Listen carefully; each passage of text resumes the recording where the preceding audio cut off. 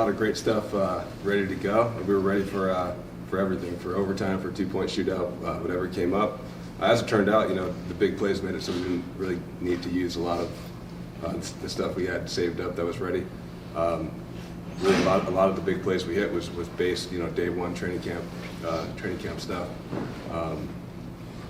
The first big play to CJ was a check by JJ. He's so smart and so well prepared that we're able to put the checks on, most of the checks on him. A lot of college teams kind of look to the sideline, but he correctly identified that was a zero blitz. He did the check that we had discussed and just made a great play to drift away from the free rusher and throw a hitch, and CJ did the rest. So really just basic stuff. Were you surprised at how open some of the receivers got? I wouldn't say I was surprised. I mean, we were surprised a little bit the way that they played initially in the game. Certainly going into the game, they'd shown more access, a little more off coverage on tape. Now I don't know if that was something that they planned to do all along for us, or if it was something they saw. Illinois played a lot of man, not as much press as Ohio State did. They saw that and decided to do it. But whatever the reason, played us a little bit different. We quickly just adjusted, and like I said, it was a really basic stuff that made the plays. Speaking of things that got saved, it seemed like the QB run game sort of got stashed after Penn State. But what does it do when it's activated the way it was, especially in the second half with JJ? Yeah, it's definitely a weapon that we can go to at any time. I think just the threat of being able to go to it at any time forces people to play a little bit different, which opens up more in the pass game, more in the run game. But yeah, it's something that we use when we feel like we need it. The second half there, we felt like we needed it, and we did, certainly, to your point, more than we had done. We did do it against Penn State, like you said.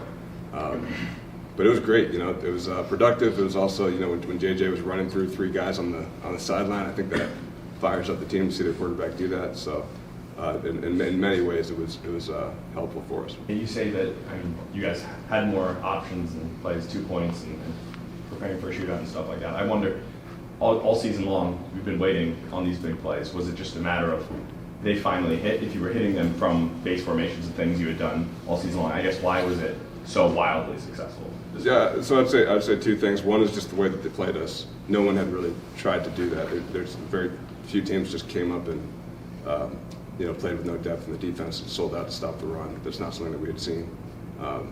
So the way that they played it created a little bit of opportunity. But I'd say more than that.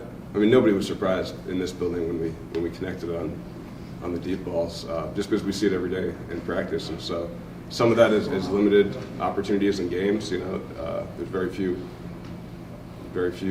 deep passing attempts in the games we played. So some of it's limited opportunity, small sample. But at the same time, I would say JJ is getting better. And all year in the quarterback room, anytime something bad happened, we'd always look at it and just say, "Man, that was good. That's great." Because especially with a player like him, good players don't make the same mistake twice. And the fact that it happened and we're winning all these games mean that it's not going to happen again. And so if you look back to like Rutgers, Andrew Anthony's wide open down the field. JJ throws really a pretty good throw, but tried to make a perfect throw, right? And it was just off his fingertips and we miss it. And, it would be an 80-yard touchdown or whatever if we hit it. And we just look at that and we say, hey, that's good that happened. Because he learns the lesson that if a guy's wide open, it doesn't need to be a perfect pass. So you fast forward to Ohio State, and CJ runs a beautiful route, and he's wide open, and JJ just puts the perfect amount of air under it. Lets CJ run under it. Doesn't necessarily going to hit him full speed and stride, and we make the play. So, it was great to see. Great to see that. But yeah, proud of JJ. Proud of everybody. It was an epic team win. So many things to take away from it, but the way the guys just played with joy. Our guys had fun playing that game, but not just in the fourth quarter when the game was over, but when the game's still on the line.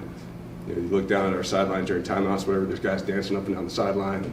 You got Trevor Keegan playing the air guitar on a critical third down during the timeout as they're playing AC/DC, and that's how it's supposed to be. The guy sees the moment.